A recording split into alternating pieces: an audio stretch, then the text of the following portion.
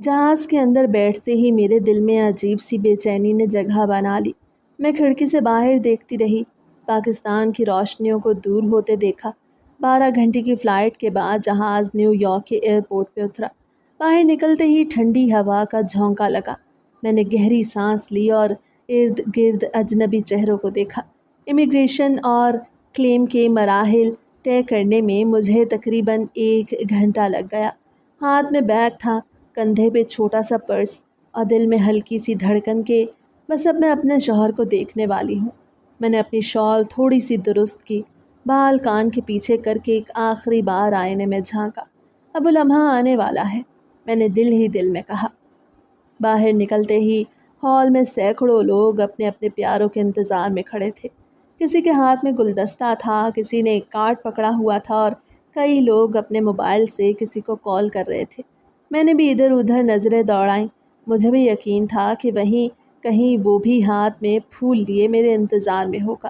میں نے چاروں طرف نظر گھما کے دیکھا، مگر مجھے وہ کہیں نظر نہیں آیا۔ میرے دل کی دھڑکن تیز ہونے لگی۔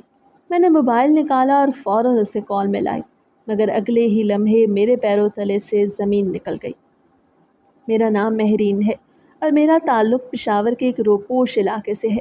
میرے ابا ایک سرکاری ملازم تھے، جبکہ اماں سادہ سی گھریلو خاتون تھی۔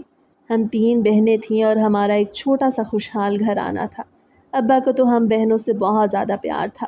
میں اپنی دونوں بہنوں سے چھوٹی تھی، اس لیے سارے گھر بھر کی لاڈلی بھی تھی۔ سب مجھے پیار سے مہرو کہتے تھے۔ ابا بے شک ہم تینوں بہنوں سے بہت پیار کرتے تھے، لیکن پڑھائی کے معاملے میں وہ بے حد سخت بھی تھے۔ لیکن میرے خواب اپنے دونوں بہنوں سے بالکل الگ تھے۔ میں فلمی دنیا میں اور اپنے ہی خوابوں کی دنیا میں گم رہتی تھی۔ میری خواہش بھی انوکھی تھی۔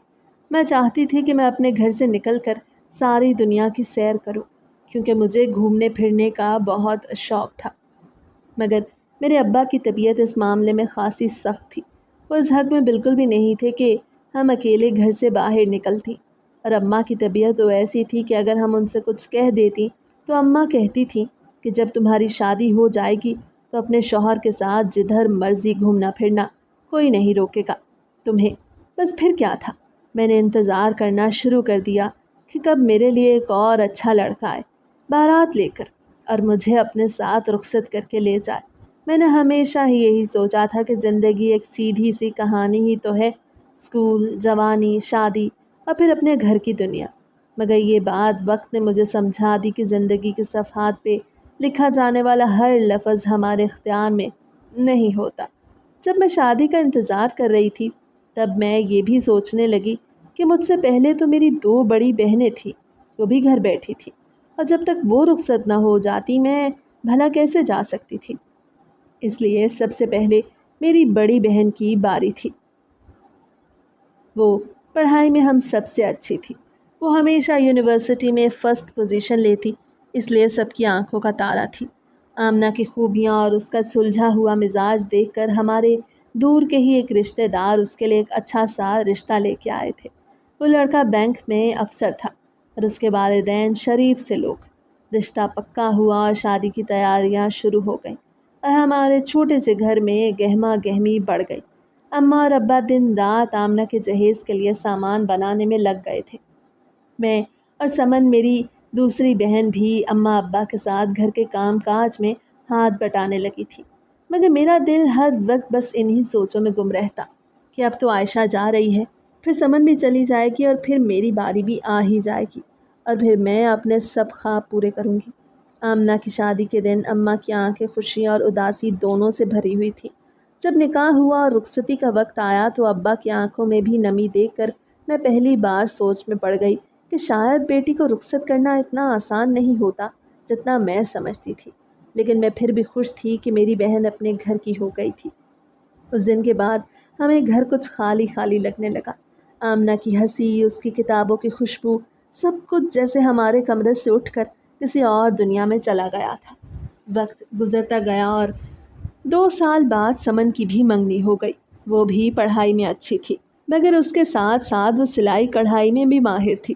محلے کی عورتیں اکثر اس سے کپڑے سلواتی۔ اس کے رشتے کے لیے ایک سرکاری ملازم کا رشتہ آیا جو دوسرے شہر میں پوسٹڈ تھا۔ ابا نے زیادہ سوچے بغیر ہاں کر دی، کیونکہ وہ لڑکا نیک اور اس کا گھرانہ شریف تھا۔ شادی کی تیاری پھر سے شروع ہوئی۔ میں دل ہی دل میں خوش تھی کہ اب تو میری باری بھی آنے والی ہے۔ اماں اکثر مجھے پیار سے کہتی، مہرو بس اب تو تمہاری قسمت کا بھی ستارہ چمکنے والا ہے۔ میں خوشی سے سوچتی کہ بس اب وہ دن قریب ہے جب میں رنگین کپڑے پہن کر، دلہن بن کر، سب کی آنکھوں اور دعاؤں کے ساتھ اپنے خوابوں کے سفر پہ نکل جاؤں گی۔ مگر سمن کی شادی کے بعد حالات بدلنے لگے۔ ابا کی صحت کچھ بگڑنے لگی۔ وہ پہلے جیسے مضبوط اور چاقو چوبند نہیں تھے۔ ان کی سرکاری نوکری تو تھی ہی، مگر وہ پھر بھی 2 بہنوں کی شادی اور جہیز کے اخراجات نے ابا کی جیب ہلکی کر دی۔ میں دل میں دعا کرتی کہ ابا جلد ٹھیک ہو جائیں تاکہ میری شادی کی تیاریاں بھی ویسی ہی ہوں جیسی میری بہنوں کی ہوئی تھی۔ گھر میں اکثر میرے لیے رشتے آتے، مگر کوئی بات آگے نہ بڑھ پاتی۔ کبھی لڑکے والوں کو ہمارا چھوٹا سا گھر پسند نہ آتا، کبھی یہ اعتراض ہوتا کہ میں زیادہ پڑھی لکھی نہیں تھی۔ میں فلموں اور خوابوں میں جینے والی لڑکی تھی اور شاید یہی میری سب سے بڑی کمزوری بن گئی تھی۔ بالآخر 6 مہینے بعد میرا انتظار ختم ہوا اور ایک رشتہ آیا۔ وہ لڑکا دبئی میں کام کرتا تھا اور اس کی ماں نے اماں سے کہا تھا کہ ہمیں زیادہ جہیز نہیں چاہیے، بس لڑکی سیدھی سادی ہو۔ اماں نے خوشی خوشی ہاں کر دی۔ میں دل ہی دل میں اپنے خوابوں کی دنیا سجا رہی تھی کہ شاید یہی وہ لمحہ تھا جس کا میں برسوں سے انتظار کر رہی تھی، مگر قسمت کو شاید کچھ اور ہی منظور تھا۔ لڑکے کی ماں نے 2 ہفتے بعد فون کیا اور کہنے لگی کہ ہمیں اپنے خاندان کی ہی ایک لڑکی پسند آ گئی ہے اور ہم نے اسی جگہ بات پکی کر دی ہے۔ وہ دن میرے لیے جیسے کسی قیامت سے کم نہیں تھا۔ میں کئی دن تک کمرے میں بند روتی رہی۔ اسی دوران ابا کی صحت مزید خراب ہو گئی کیونکہ میری بھی پریشانی ان کو مزید بیمار کرنے لگی تھی۔ ڈاکٹر نے بتایا کہ ان کا دل کمزور ہو گیا تھا اور انہیں آرام کی ضرورت تھی۔ گھر کی ساری ذمہ داری اماں پہ آ گئی۔ میں بھی اماں کے ساتھ گھر کے کام کاج میں ہاتھ بٹاتی، مگر میرے دل میں اب بھی ایک کونے میں وہ خواب زندہ تھا کہ ایک دن میرا بھی صحرا سجے گا۔ لیکن اس خواب میں خواہش کا بھی اضافہ ہو گیا۔ میں یہ چاہتی کہ میرے لیے اب جو بھی بارات لے کے آئے وہ دوسرے ملک میں ہی رہتا ہو اور میں بھی شادی کے بعد اسی کے ساتھ پرواز کر کے پردیس چلی جاؤں۔ ایسے ہی مجھے ایک اچھے رشتے کے انتظار میں 2 سال گزر گئے۔ میری عمر 23 سے 25 سال تک ہو گئی، جبکہ میری دونوں بڑی بہنوں کی شادی تو 22 سال کی عمر میں ہی ہو گئی تھی۔ اس لیے پھر محلے کی عورتیں اماں سے ہمدردی کے ساتھ کہتی، اب تو مہرو کی شادی کر دو، کل کو عمر نکل جائے گی تو کسی جوان لڑکے کا رشتہ بھی نہیں ملے گا۔ ان عورتوں کے وہ جملے میرے دل میں تیر کی طرح لگتے، مگر میں اماں کے سامنے کبھی اپنی اداسی ظاہر نہ کرتی، کیونکہ میں جانتی تھی کہ اماں ابا کوشش تو کر ہی رہے تھے۔ ایک دن اماں نے بڑے حوصلے سے مجھ سے کہا، مہرو ابا کی صحت اور حالات کے مطابق ہم تمہاری شادی سادگی سے کریں گے۔ میں نے اس بات میں سر ہلا دیا، مگر دل میں خلش تھی کہ شاید میری شادی میری بہنوں جیسی دھوم دھام سے نہ ہو۔ اس کے بعد ابا کو میرے لیے 2 رشتے پسند آئے، مگر میں نے ان دونوں سے انکار کر دیا کیونکہ میں چاہتی تھی کہ میری شادی کسی پردیسی سے ہوتی، جبکہ وہ دونوں پاکستان میں ہی ایک عام سی نوکری کرتے تھے۔ ابا کے لائے ہوئے دونوں رشتوں جب میں نے محض یہ کہہ کے ٹھکرا دیا کہ مجھے پردیسی لڑکا چاہیے، تو اماں کے چہرے پر مجھے گہری تھکن اور پریشانی کے آثار نظر آئے۔ وہ دن مجھے آج بھی یاد ہے۔ اماں نے دوپٹہ اپنے کندھے پہ درست کرتے ہوئے مجھے کہا کہ مہرو بیٹا، اچھے رشتے ہر روز دروازے پہ نہیں آتے۔ تمہاری بہنوں کی قسمت اچھی تھی کہ انہیں اچھے گھرانے مل کر۔ ہم نے بھی دل سے کوشش کی ہے کہ تمہارے لیے مناسب جگہ تلاشیں۔ یہ دونوں لڑکے شریف اور کماؤ تھے، گھر والے بھی سیدھے سادے تھے، مگر تم نے صرف اس لیے انکار کر دیا کہ وہ پردیسی نہیں تھے۔ اماں کی بات سن کے میں نے ہونٹ بھینچ لی۔ دل میں تو احساس تھا کہ اماں ٹھیک کہہ رہی تھی، مگر زبان سے بس ایک ہی جملہ نکلا، اماں میں نے ہمیشہ خواب دیکھا ہے کہ میرا شوہر باہر رہتا ہو، میں بھی اس کے ساتھ پردیس جاؤں گی جہاں میں نئی دنیا دیکھوں گی۔ ابا خاموش بیٹھے میری باتیں سنتے رہتے۔ ان کی آنکھوں میں ایک عجیب سی اداسی تھی۔ آخر کار میری باتیں سن کے وہ بھی چپ نہ بیٹھ سکی اور مجھے کہنے لگے، مہرو ہم تمہاری خوشی چاہتے ہیں، لیکن یاد رکھنا پردیس کا مطلب صرف چمکتی سڑکیں اور بڑے گھر نہیں ہوتے، وہاں کی زندگی بھی مشکل ہوتی ہے اور پردیسی کے دل میں ہمیشہ وطن کی اداسی بسی ہوتی ہے۔ ابا کی بات سن کے میں نے نظریں جھکا لی۔ مجھے معلوم تھا کہ ابا مجھے سمجھانے کی کوشش کر رہے تھے، مگر میرا دل تھا کہ ضد سے بھرا ہوا تھا۔ شادی ہوگی تو پردیسی سے ہی، ورنہ نہیں۔ شاید میری یہ ضد اس دن پیدا ہوئی جب میں نے محلے کی نازیہ آپی کو دیکھا۔ ان کی شادی ایک ایسے شخص سے ہوئی جو لندن میں رہتا تھا۔ وہ بھی شادی کے فوراً بعد وہاں ہی چلی گئیں۔ ہر سال گرمیوں میں جب واپس آتی تو ان کے ساتھ مہنگے کپڑے، پرس، جوتے اور ہر قسم کی خوشبوئیں آتی۔ محلے کی لڑکیاں ان کے ارد گرد ایسے گھومتی جیسے کوئی شہزادی آئی ہو۔ میں سوچتی یہی تو زندگی ہے، آزادی ہے، شان اور پردیس کی چمک دمک۔ اور وہی وہ خواب تھا جس نے میرے دل میں بیج بو دیا کہ میں بھی بس ایسی ہی زندگی چاہتی ہوں۔ اگلے کئی ہفتے گھر میں ایک عجیب سا سکوت رہا۔ اماں کوشش کرتی رہیں کہ کسی طرح میرا دل نرم ہو جاتا، مگر میں ہر رشتے پہ ایک ہی سوال کرتی، وہ کہاں رہتا ہے؟ اور اگر جواب پاکستان نکلتا تو بس میری خاموشی ہی انکار سمجھ لی جاتی۔ ابا زیادہ بات نہیں کرتے تھے، لیکن ان کے کھانسنے کی آوازیں اور چہرے پر تھکن بڑھتی جا رہی تھی۔ میں رات کو بستر پہ لیٹے ہوئے سوچتی، کیا میری ضد ابا کے لیے بوجھ بن گئی ہے؟ مگر اگلے ہی لمحے دل کہتا نہیں، میں اپنی زندگی کے فیصلے کا حق رکھتی تھی اور میں کچھ غلط تو خواہش نہیں کر رہی تھی۔ یوں ہی وقت گزرتا گیا۔ میری عمر اب 25 سے 27 سال تک پہنچ گئی۔ محلے کی عورتوں کی سرگوشیاں اور بھی بڑھ گئیں۔ اب تو مہرو کی شادی مشکل ہو جائے گی۔ لڑکیاں جتنی جوان ہوں اتنی اچھی لگتی ہیں۔ یہ جملے اماں کے دل پر خنجر کی طرح لگتے۔ وہ رات کو سونے سے پہلے اکثر تکیے میں منہ دے کے روتی ہیں اور میں سن کے بھی انجان بن جاتی۔ اور پھر ایک دن جیسے قسمت نے میری ضد سن لی، اماں کو ایک فون آیا۔ وہ رشتہ ہمارے ایک پرانے جاننے والے کی جان پہچان سے ہی آیا تھا۔ لڑکا امریکہ میں رہتا تھا اور ایک فیکٹری میں سپروائزر کی جاب کرتا تھا۔ اماں نے پہلے تو ہچکچاتے ہوئے کہا، ہماری بیٹی کی عمر کچھ بڑھ گئی ہے، لیکن وہ ایسے لڑکے سے شادی کرنا چاہتی ہے جو شادی کے بعد اسے اپنے ساتھ ہی پردیس لے جائے۔ اس پر لڑکے کی ماں نے فوراً جواب دیا، تو پھر تو ہماری سوچ ملتی ہے۔ ہمارا بیٹا بھی چاہتا ہے کہ شادی کے بعد بیوی کو ساتھ لے جائے۔ یہ سن کر میرے دل میں جیسے کسی نے خوشیوں کا نیا چراغ جلا دیا۔ میں نے فوراً ہاں کہہ دی، حالانکہ لڑکے کے بارے میں نے بس چند باتیں سنی تھی۔ ابا نے ایک رات میرے کمرے میں آ کے مجھ سے کہا، مہرو، ہم نے تمہاری ضد پوری کرنے کا فیصلہ کر لیا ہے، مگر ایک بات یاد رکھنا، پردیس کا مطلب صرف سہولت نہیں ہوتا۔ وہاں انسان ایسے لوگوں سے بھی بہت دور ہوتا ہے، تنہائی سہنی پڑتی ہے، اور سب سے بڑھ کر شوہر جیسا ہوگا تمہاری زندگی ویسی ہی ہوگی۔ جگہ بدلنے سے فطرت نہیں بدلتی۔ میں نے مسکرا کے ابا کو تسلی دی، ابا آپ فکر نہ کریں، میں سب سنبھال لوں گی۔ ابا نے ایک لمبی آہ بھری، جیسے وہ جانتے تھے کہ بیٹی کا خواب ایک دن اس کی آنکھوں میں آنسو بھی لا سکتا تھا، مگر میری ضد کے آگے وہ خاموش ہو گئے۔ میرے رشتے کی بات جلد ہی طے کر دی گئی۔ میں نے سوچا کہ یہی موقع ہے، آخر میرا خواب پورا ہونے والا تھا۔ میں نے بھی کچھ سوچے سمجھے بغیر ہاں کر دی تھی، اور اماں نے ایک اور جاننے والی آنٹی سے کہہ دیا کہ وہ اس رشتے کے متعلق مزید معلومات لے کے آئیں۔ دھیرے دھیرے میرے رشتے کی بات آگے بڑھنے لگی۔ وہی آنٹی کچھ دن بعد دوبارہ آئیں اور اماں سے کہنے لگیں، باجی، میں نے سب معلومات لے لی ہیں۔ لڑکا شریف ہے، اس کا نام اسد ہے اور وہ امریکہ میں اپنا چھوٹا سا کاروبار کرتا ہے۔ اس کے ماں باپ گاؤں میں رہتے ہیں، اس کی چھوٹی سی فیملی ہے بس، مگر وہ بہت اچھے لوگ ہیں۔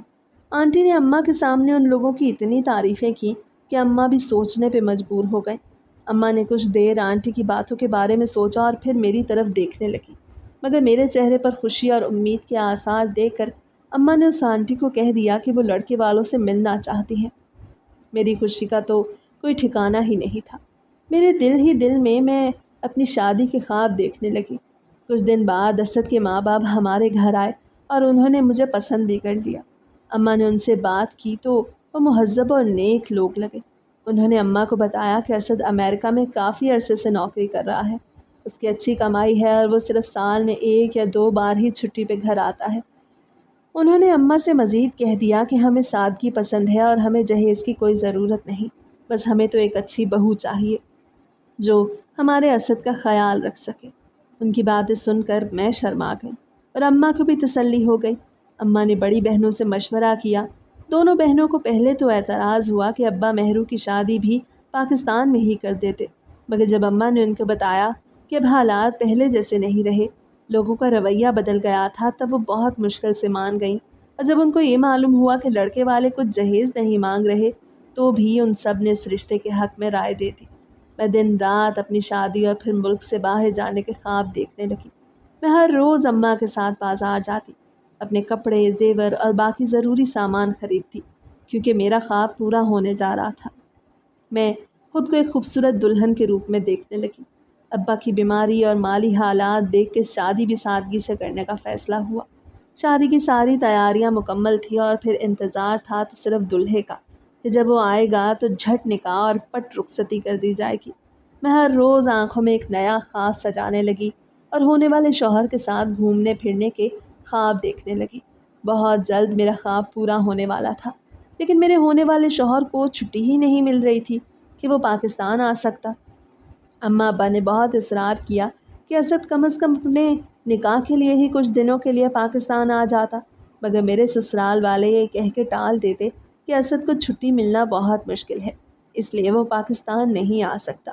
مجھے اس بات سے کوئی غرض تھی ہی نہیں کہ اسد کیوں نہیں آ سکتا تھا، بلکہ میں تو بس ہر دن دلہن بننے کے اور اپنے شوہر کے ساتھ ملک سے باہر جانے کے خواب دیکھنے لگی تھی۔ اماں اور دونوں بہنیں بھی میری شادی کی تیاری میں لگ گئیں، مگر ان کے دل میں کچھ خدشات بھی تھے۔ میری بہنیں بار بار اماں سے کہتی کہ اسد سے کم از کم ویڈیو کال پر ہی بات کروا دی جائے، مگر اس کے گھر والے یہی کہتے کہ وہ بہت مصروف ہے۔ بہت بار کہنے پہ انہوں نے ہمیں اسد کی ایک تصویر دکھائی، جس کو دیکھ کے اماں مطمئن ہو گئی، کیونکہ وہ لڑکا ایک خوبرو جوان اور خوبصورت تھا۔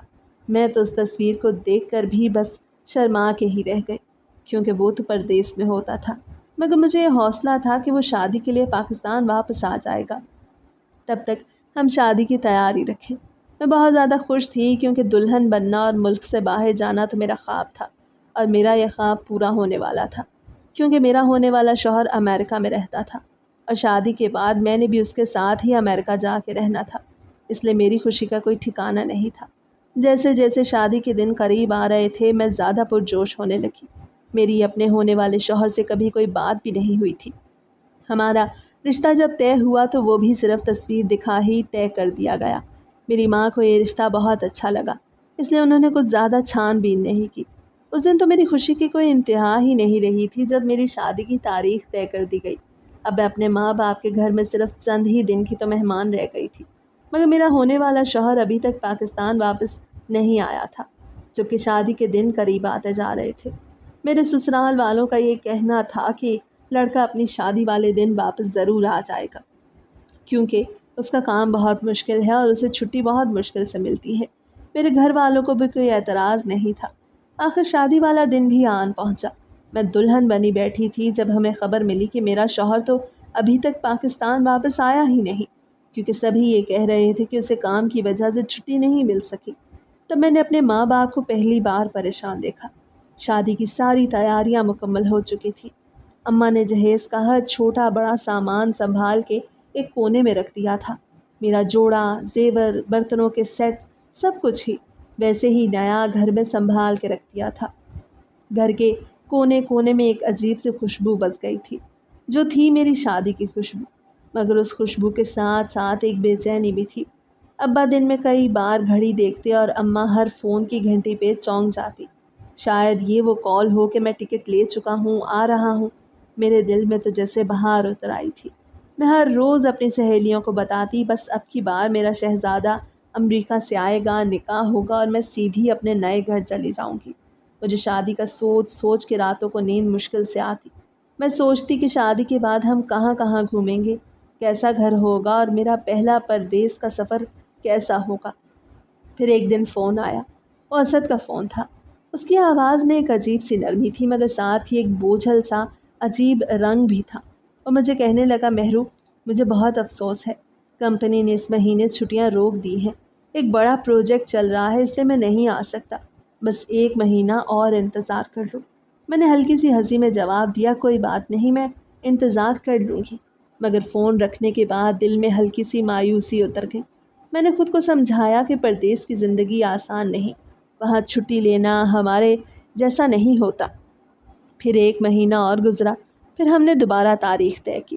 اماں نے دوبارہ مہمانوں کو اطلاع دی، سب تیار ہو گئے، مگر عین 2 دن پہلے پھر اسد کا فون آیا، محروب، اس بار ویزے کا مسئلہ آ گیا ہے، میرا پاسپورٹ کمپنی کے پاس ہے، جب تک وہ واپس نہیں کرتے میں نہیں آ سکتا۔ اور میں نے پھر سے خاموشی اختیار کر لی، مگر دل کے اندر جیسے کچھ ٹوٹ سا گیا۔ अम्मा अब खाने के दौरान भी खामोश रहने लगी। अब बार बार अब्बा भी कहते, ये कैसा लड़का है जो निकाह के लिए छुट्टी नहीं ले सकता। तीसरे महीने हमने फिर कोशिश की। इस बार मैंने खुद फ़ोन पर ज़िद की, देखें मैं कब से इंतज़ार कर रही हूँ, सब तैयारियाँ बार बार हो रही हैं, लोग बातें बनाने लगे हैं। असद ने लंबी सांस ली और कहा, मेहरू तुम समझो, मैं भी चाहता हूँ कि आ जाऊँ मगर काम की मजबूरी है। ये जुमला मेरे दिल में कांटे की तरह चुभ गया। काम की मजबूरी? क्या मैं इतनी गैर अहम थी कि निकाह भी मजबूरी से कम अहम हो? मोहल्ले में बातें शुरू हो गईं। औरतें चुपके चुपके कहती, लड़का अगर इतना मसरूफ़ है तो शादी क्यों कर रहा है, पता नहीं ये निकाह हो भी पाएगा या नहीं। वो सब जुमले अम्मा के दिल को चीर के रखते थे। एक रात उन्होंने मुझे अपने पास बिठा के एक बार फिर समझाना शुरू कर दिया, बेटा अब हमें फ़ैसला करना होगा, या तो हम उसका इंतज़ार करते रहें और बात लंबी होती रहे, या फिर ऑनलाइन निकाह करके तुम्हें उसका वीज़ा बनवाने के लिए कह दें, या फिर इस रिश्ते से ही इनकार कर दें।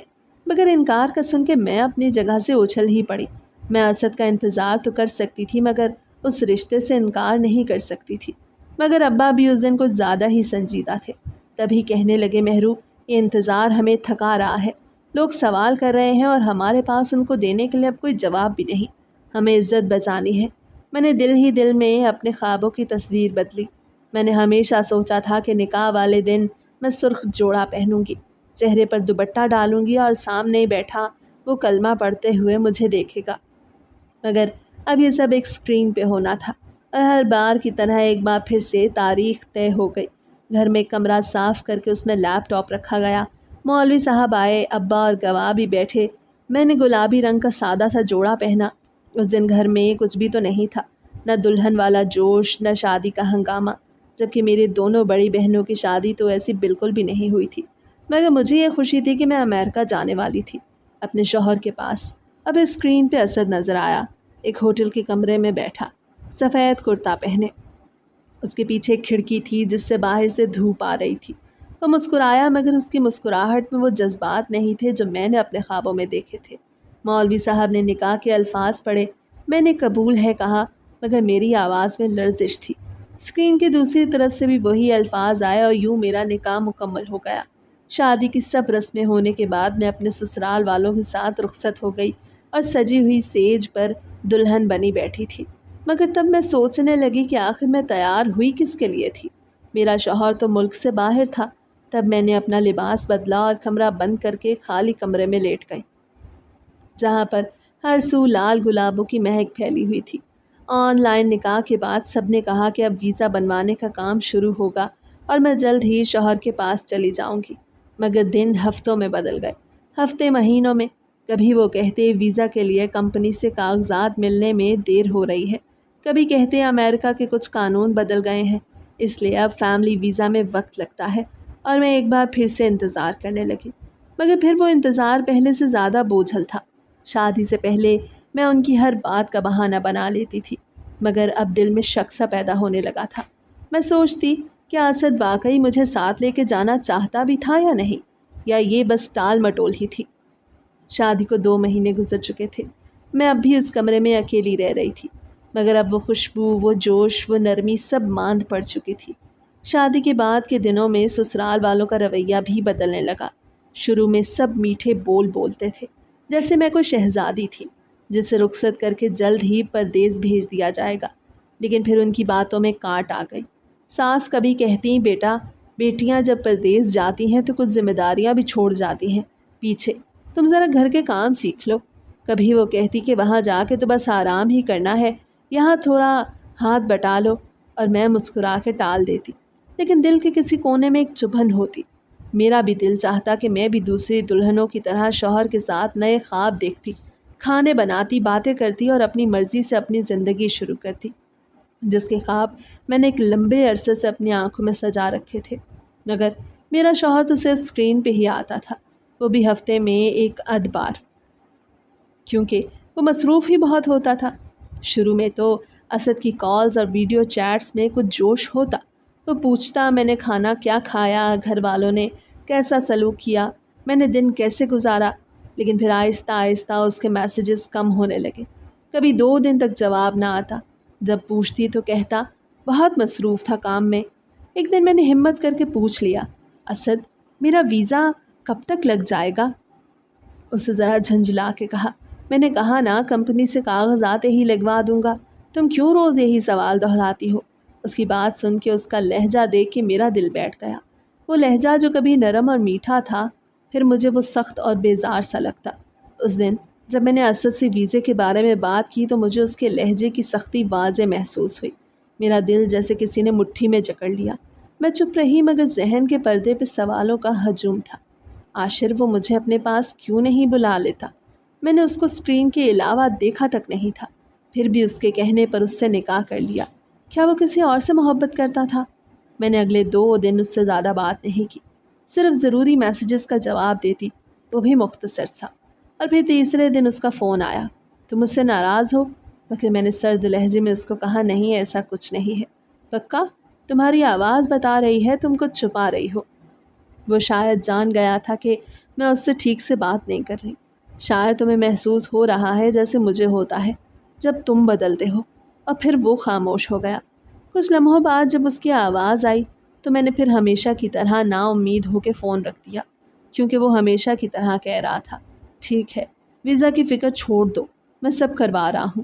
اور اسی رات مجھے ایک ای میل ملی، نیلے رنگ کے بیک گراؤنڈ پہ امریکہ کا ویزا چمک رہا تھا۔ میں نے جیسے سانس روک لی، وہ واقعی ویزا تھا۔ ساتھ ہی اسد کا میسج آیا، پیکنگ شروع کر دو، ٹکٹ اگلے ہفتے کی ہے۔ میں بے انتہا خوش تھی، مگر دل کے کسی کونے میں عجیب سی گھبراہٹ بھی تھی۔ سب اچانک کیسے ہو گیا؟ جو مہینوں نہیں ہو رہا تھا وہ دنوں میں کیسے ہو گیا؟ کیونکہ جب پچھلی بار میری اس سے بات ہوئی تو اس نے ہی مجھے کہا کہ ابھی شاید چند مہینے اور لگ جائیں گے، مگر میں خوش تھی کہ چلو آخر کار مجھے اپنے خوابوں کی تعبیر ملنے والی تھی۔ جب گاڑی ایئرپورٹ کے گیٹ میں داخل ہوئی تو مجھے عجیب سا احساس ہوا، جیسے میں کسی خواب میں جا رہی تھی، مگر وہ خواب تھوڑا دھندلا سا تھا۔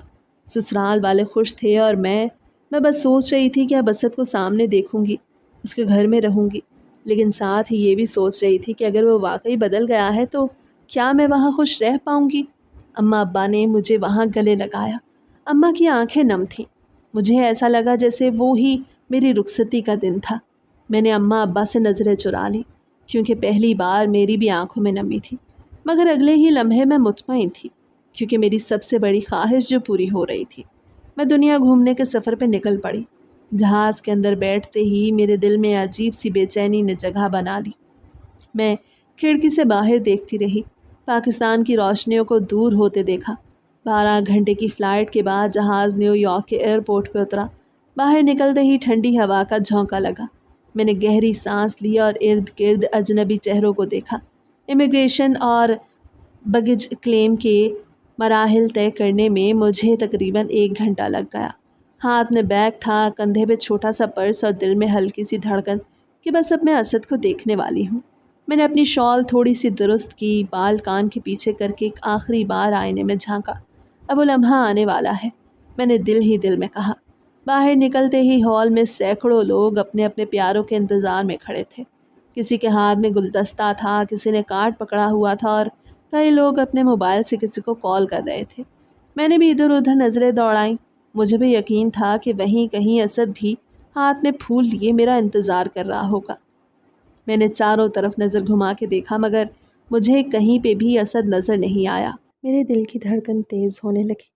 میں نے موبائل نکالا اور فوراً اسے کال ملائی، مگر نیٹ ورک کی وجہ سے لائن ہی نہیں لگی۔ مجھے ڈر لگنے لگا تھا۔ پردیس میں اکیلی کھڑی تھی، نہ تو آگے جا سکتی تھی اور نہ ہی پیچھے مڑ سکتی تھی۔ لیکن جیسے جیسے وقت گزرتا گیا میرا ڈر بڑھتا گیا، اور پھر اچانک میری نظر ایک درمیانی عمر کے شخص پہ پڑی۔ وہ سوٹ پہنے، ہاتھ میں ایک کارڈ لیے کھڑا تھا جس پر انگلش میں میرا پورا نام لکھا تھا۔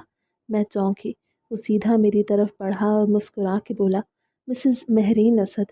اس کو دیکھ کے مجھے خوشی بھی ہوئی اور حیرانگی بھی۔ پھر وہ کہنے لگا کہ میں ڈینیل ہوں، اسد کا دوست۔ وہ آج آپ کو لینے نہیں آ سکا، اس نے مجھے بھیجا ہے کیونکہ وہ بہت مصروف ہے۔ میرے قدم جیسے وہیں رک گئے۔ کیا وہ اتنا ہی مصروف تھا کہ اپنی بیوی کو لینے کے لیے کچھ وقت بھی نہیں نکال پایا؟ میری خوشی ایک دم ماند پڑ گئی اور پھر اس خوشی کی جگہ غصے نے لے لی۔ مگر وہ ڈینیل آگے بڑھ کے میرا سامان اٹھانے لگا اور ساتھ ساتھ اپنی صفائیاں بھی دینے لگا کہ وہ آج کچھ مصروف ہے، بس उसने कहा कि मैं आपको घर ले जाऊं। वो लम्हा जिसके लिए मैं महीनों से गिन गिन के दिन गुजार रही थी मुझसे छिन सा गया था। मैंने कुछ कहना चाहा मगर एयरपोर्ट का शोर और थकन ने ज़ुबान बंद कर दी।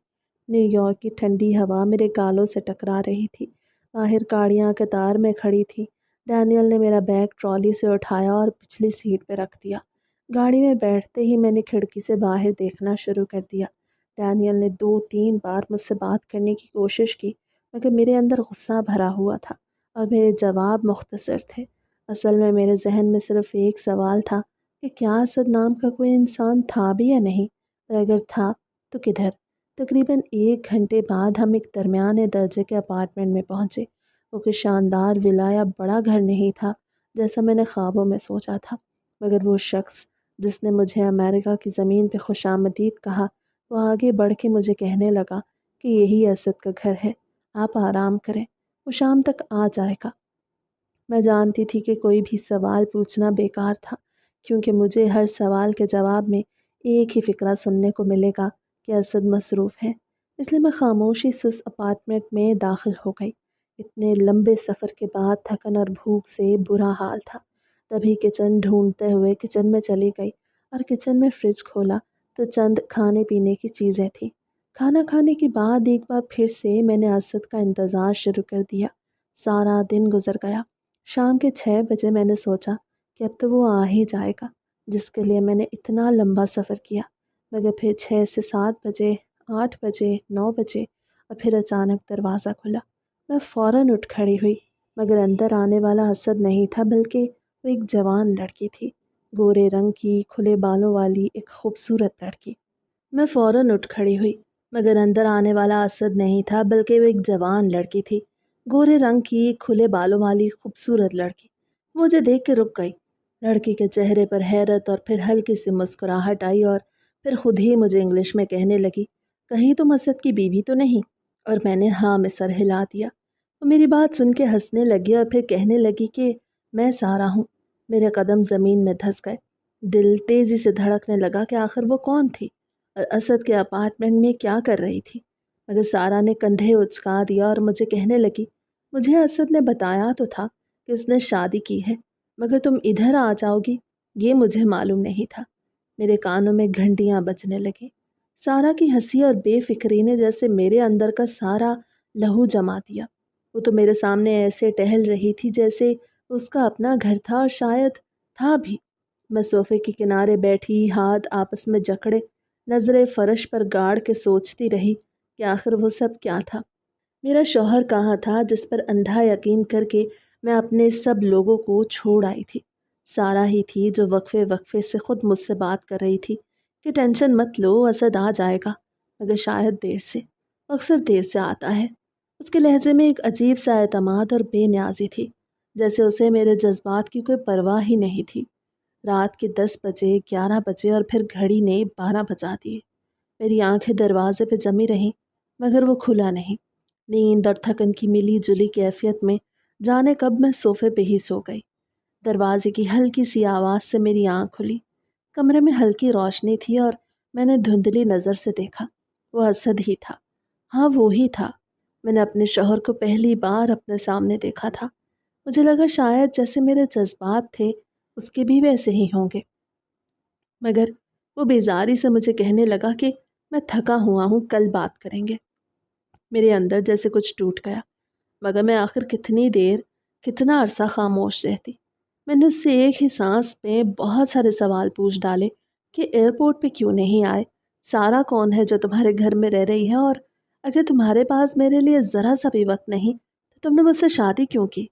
मेरा सांस फूल गया था मगर असद, वो एकदम गुस्से से उठा और उसने अपने जूते एक कोने में फेंके और फिर उसने जो कहा वो सुनने के बाद मेरा दिल चाहा कि मैं उसी लम्हे मर जाती। वो मुझे कहने लगा कि मेहरीन, तुम्हें सच सुनना है तो सुन लो। हाँ, मैंने तुमसे शादी सिर्फ अपने घर वालों की खुशी के लिए की थी, क्योंकि मेरे मासूम देहाती अम्मा अब्बा को हमेशा यही लगता था कि मैं पाकिस्तान से लड़की लाऊं, उनकी पसंद की, उनकी बरादरी की। वो लोग राज़ी नहीं थे कि मैं यहाँ किसी से शादी करूँ, लेकिन मेरा यहाँ। उसने जुमला अधूरा छोड़ दिया। फिर धीरे से कहने लगा कि मेरी ज़िंदगी यहाँ है, इसलिए मैंने अमेरिका आने के 1 साल बाद ही सारा से शादी कर ली थी। اور وہ لمحہ تھا جب مجھے لگا جیسے کسی نے میرے پیروں تلے سے زمین کھینچ لی تھی۔ مگر میں نے خود کو سنبھالا اور اس سے پوچھنے لگی کہ پھر اس نے مجھ سے شادی کر کے میری زندگی برباد کیوں کی تھی؟ مگر اس کا وہی جواب تھا کہ میرے اماں ابا چاہتے تھے کہ میں ان کے لیے ایک بہو لاتا۔ میں ان کو بھی خوش رکھنا چاہتا تھا، اس لیے میں نے ان کی پسند سے صرف یہ سوچ کے شادی کر لی کہ میری بیوی کو پاکستان میں ہی تو رہنا تھا۔ میں نے سوچا سال میں ایک آدھ بار چلا جاؤں گا تو سب خوش رہیں گے، لیکن جب تم نے بار بار اصرار کرنا شروع کیا تو میرے ماں باپ مجھے ہی باتیں سنانے لگے۔ تب مجھے مجبوری میں تمہیں بلانا پڑ گیا۔ مجھے تو یقین ہی نہیں آ رہا تھا کہ میرے خواب اس طرح سے وہ انسان اپنے پیروں تلے رون دے گا، جس کے لیے میں نے اپنے اماں ابا کی سب نصیحتوں کو کوئی اہمیت ہی نہیں دی تھی۔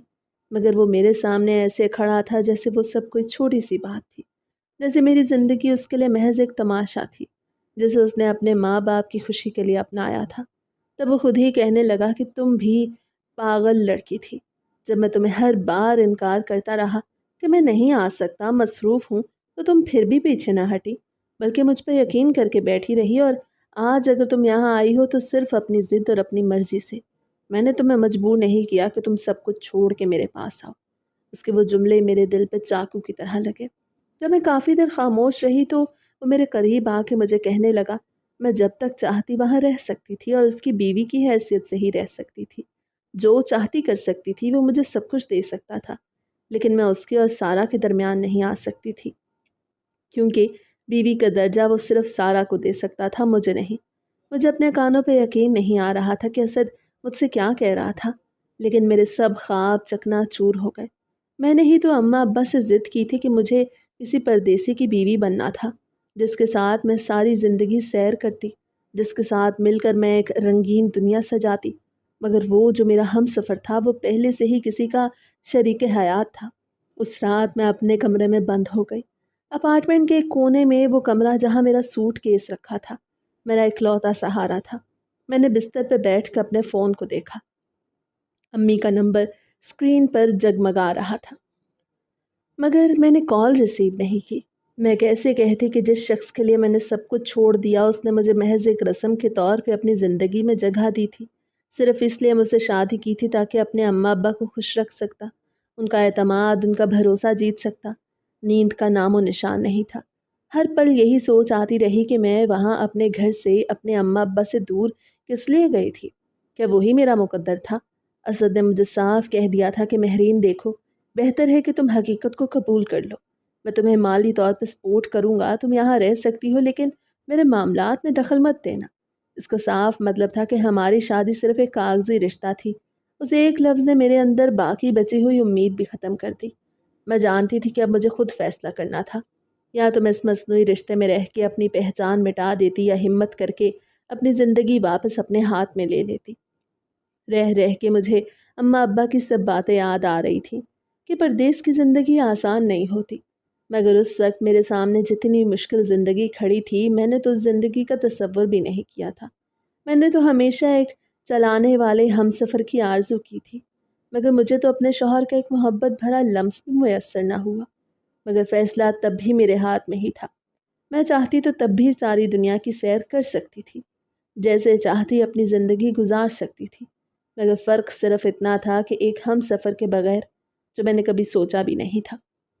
اور اگر میں چاہتی تو اسد کو چھوڑ کر واپس اماں ابا کے پاس بھی جا سکتی تھی، مگر میرا یہ قدم اٹھانے سے اماں ابا کے دل پہ کیا گزرتی، یہ سوچ کر میرا وجود کانپ اٹھا کہ اماں ابا نے تو پہلے ہی میری ضد کی وجہ سے مجھے خود سے دور کر دیا تھا۔ اور پھر میں نے دل کو مضبوط کر کے ایک فیصلہ کر ہی لیا۔ وہ رات میری اس اپارٹمنٹ میں پہلی اور آخری رات تھی۔